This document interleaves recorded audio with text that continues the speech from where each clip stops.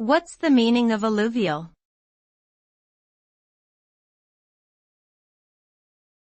Alluvial.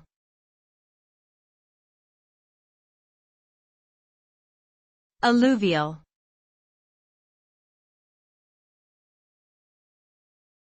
Alluvial.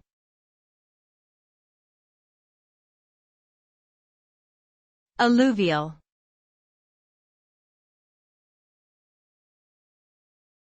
Alluvial.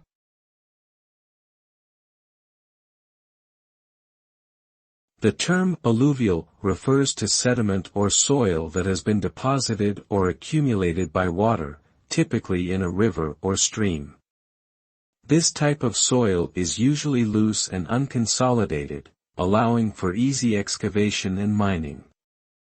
Alluvial deposits are frequently rich in minerals such as gold, silver, and diamonds, making them attractive sites for mining operations.